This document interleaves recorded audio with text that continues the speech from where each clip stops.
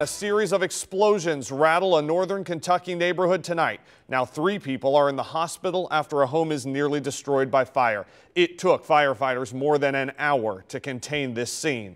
Josh Bazan has been out there all night. He joins us now live with how badly those people are hurt. Josh.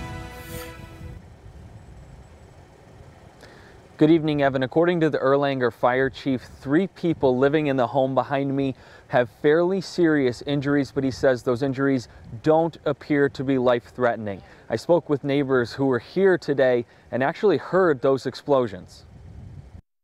I didn't really realize what was going on outside too, but it was hard for us to, the windows shook, the house shook. It has been a scary night for Dan Nicely and Saundra Hanning. Yeah, it's bad. This cell phone video from Saundra shows the moments just before fire crews got to the scene of an explosion inside the home across the street. When we heard the first explosion, we ran to the door and looked out, and there was just billowing smoke coming out of the garage. This home on Locust Street in Erlanger caught fire shortly after 6 o'clock tonight.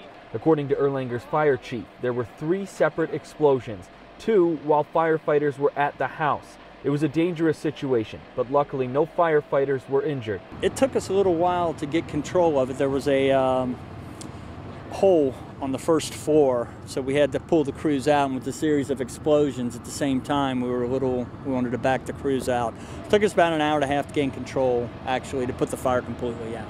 3 people living in the home were taken to nearby hospitals. Saundra says the couple in the home have a young son, but they were all able to get out of the house. The neighbors ran across the street, and the little boy was they were all kind of hollering, "Oh my God," the little boy was screaming, and they were just in shock.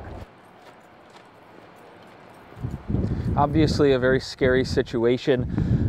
Chief Whitaker says those injuries include burns and shrapnel wounds, but again, luckily they don't appear to be life-threatening. Investigators are still trying to figure out what exactly caused those explosions. Live in Erlanger, Josh Bazan, 9 on your side.